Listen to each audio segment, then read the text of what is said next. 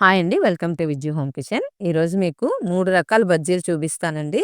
అచ్చం మనకి బజ్జీల బండి మీద దొరికే స్టఫ్డ్ మిరపకాయ బజ్జీ, అలాగే స్టఫ్డ్ వంకాయ బజ్జీ, దీంతో పాటు అరటికాయ బజ్జీ. ఈ మూడిటిని ఒకే బ్యాటర్‌తో అంటే ఒకే పిండి కలుపుకొని ఎలా వేసుకోవాలో చూపిస్తాను. వీడియోని పూర్తిగా చూడండి ఫ్రెండ్స్. నచ్చినట్లయితే చివర్లో ఒక లైక్ చేయండి. ఇప్పుడు వీడియోలోకెళ్దాం.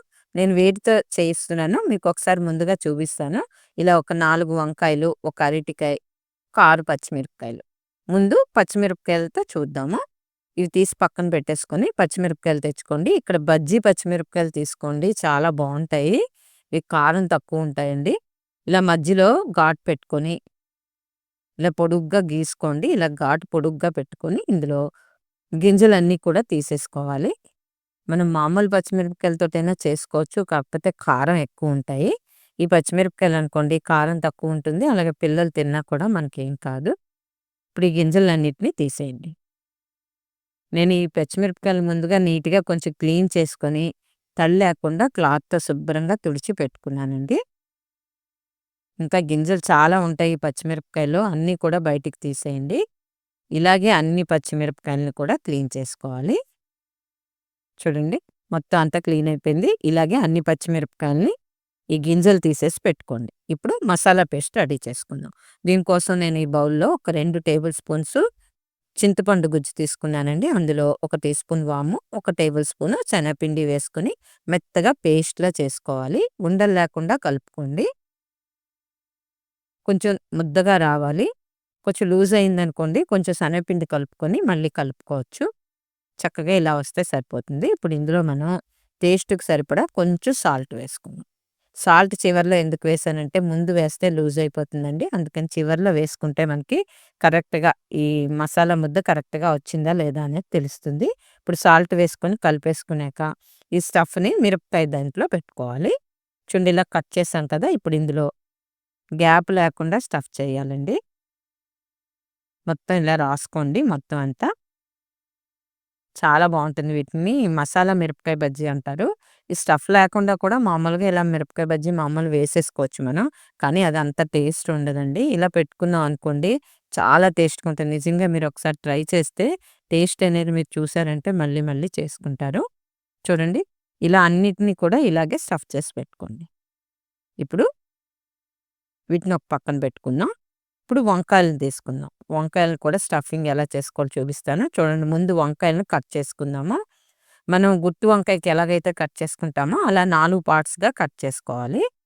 వంకాయలను కూడా నీట్‌గా క్లీన్ చేసుకొని తడి లేకుండా తుడిచిపెట్టుకోవాలండి. చూడండి ఇప్పుడు చూపిస్తున్న విధంగానే ఈ 4 వంకాయలను కూడా అలాగే కట్ చేసుకోవాలి. చక్కగా ఇవి కట్ చేసుకున్నాక వీటిని ఆయిల్‌లో కొంచెం వేయించాలండి. కొంచెం ఆయిల్ వేసుకోండి కళాయిలోని. ఒక 2 నిమిషాల పాటు వేయిస్తే సరిపోతుంది. ఆయిల్ మీడియం హీట్‌లో చక్కగా ఒక 2 నిమిషాలు వేయించండి. కొంచెం కలర్ మారితే చాలండి. చూడండి కలర్ మారుతున్నాయి కదా! ఇప్పుడు తీసేసుకుందాం. ఆయిల్‌ని వడకట్టుకొని ప్లేట్‌లోకి తీసుకోండి. ఇవి పూర్తిగా చల్లారాలి. ఇలా తీసేసుకొని ఒక పక్కన ఉంచుకోండి. ఇవి పూర్తిగా చల్లారాలి. ఈ చల్లారేలోపు మనం మసాలా పేస్ట్‌ని రెడీ చేసుకుందాం. ఇలా మిక్సీ బౌల్‌లోకి ఒక ఉల్లిపాయని పెద్ద ముక్కలుగా కట్ చేసి వేసుకోండి. అలాగే ఒక టేబుల్ స్పూన్ నువ్వులు, ఒక టీ స్పూన్ కారం, పావు tea spoon garam masala powder, అలాగే కొంచెం సాల్ట్ రుచికి సరిపడా. దీంతో పాటు కొంచెం చింతపండు వేసుకోండి. ఇది వంకాయ స్టఫింగ్ అండి. చక్కగా వాటర్ పోయకుండానే మెత్తగా పేస్ట్‌లా చేసుకోవాలి. చేసుకున్నాక దీన్ని ఒక బౌల్‌లోకి తీసుకోండి. ఇలా కొంచెం టైట్‌గా ఉండాలండి. లూజ్ ఉండకూడదు. అందుకని వాటర్ పోయకుండా చేసుకోండి. ఇప్పుడు వంకాయ స్టఫింగ్ ఎలాగో చూద్దాం. వంకాయ అయితే పూర్తిగా చల్లారిపోయిందండి. గుత్తి వంకాయ సేమ్ ఎలా పెట్టుకుంటామో అలాగే స్టఫ్ చేసుకోవాలి. చూడండి. మొత్తం అంతా గ్యాప్ లేకుండా స్టఫ్ చేసుకోండి. చాలా టేస్ట్‌గా ఉంటుందండి ఈ బజ్జీ కూడా. నాకైతే మాత్రం చాలా టేస్ట్‌తో వచ్చాయి. తప్పకుండా ట్రై చేయండి. కొంచెం ఓపిక తెచ్చుకొని చేసుకుంటే టేస్ట్‌ని మనం ఎంజాయ్ చేయొచ్చు. ఇప్పుడు వంకాయలను ఒక పక్కన పెట్టుకొని, ఒక బౌల్ తీసుకొని వాటర్ పోసి అందులో ఉప్పు వేసుకోండి. ఇందులో మనం అరటికాయ ముక్కల్ని కట్ చేసి వేసుకోవాలండి. అందుకని ముందుగా ఇలా తయారు చేసుకొని ఒక పక్కన ఉంచుకోండి. ఇప్పుడు అరటికాయని తీసుకోండి. ఈ మొదలు, చివర కూడా కట్ చేసి తీసేసుకోవాలి.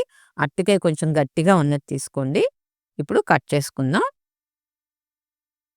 ఇందులో కొంచెం మనకి ఇది ఉంటుందండి. కట్ చేసేటప్పుడు చూడండి నల్లగా అయిపోతుంది కదా! ఆ తెవడ ఉంటుంది. అందుకనే మొదలు, చివర కూడా కట్ చేసేయాలి. ఇప్పుడు చూడండి ఇలాంటి ముక్కలు కట్ చేసుకోవాలి. అంటే ఒక పావించి మందం ఉండే ముక్కలుగా కట్ చేసుకోవాలి. కొన్ని తొక్క అస్సలు తీయొద్దు. తొక్కతో వేసుకుంటేనే బజ్జీ టేస్ట్‌గా ఉంటుంది. చూడండి మీకిప్పుడు చూపిస్తున్నాను. ఇలా ఒక పావించి మందం ఉంటే సరిపోతుంది. ఇలా అయితే మనకు బజ్జీలు చక్కగా వస్తాయి. ఇప్పుడు ఈ ముక్కల్ని ఉప్పు నీళ్ళల్లో వేసుకుందాం. ఇవి చివర్లో వేస్తాం కాబట్టి ఉప్పు నీళ్ళల్లో వేసుంచుకుంటే కందకుండా ఉంటాయండి.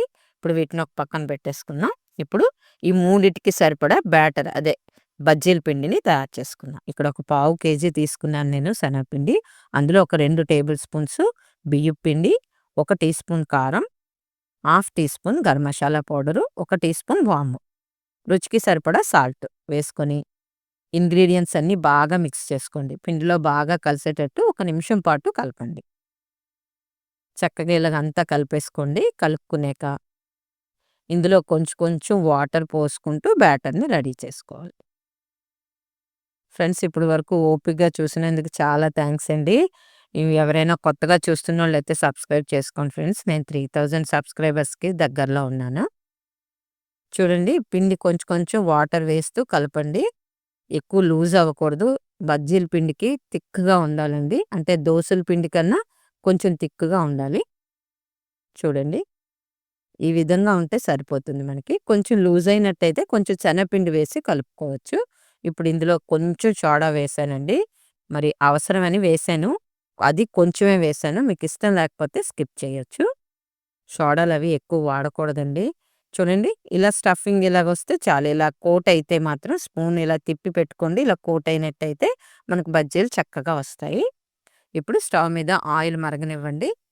ఆయిల్ బాగా హీట్ అయిపోవాలండి బజ్జీకైతే. బాగా హీట్ అయ్యాక వేసుకోవాలి. చూడండి మిరపకాయ బజ్జీ ఫుల్లుగా ఇలా మొత్తం ములిగేంత వరకు తిప్పుకోండి. ఈ బజ్జీ ఏసేటప్పుడు చిన్న టెక్నిక్ ఫాలో అవ్వాలండి.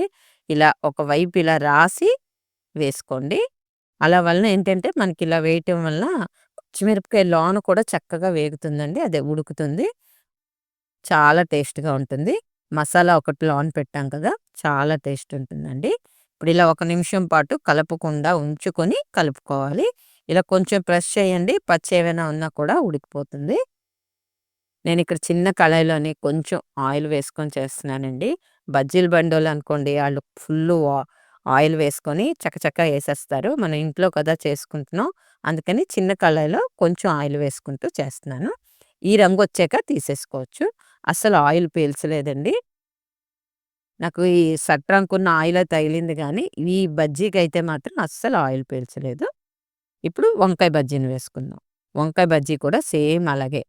ఇలా మొత్తం కోటయ్యేటట్టు చూసుకోండి.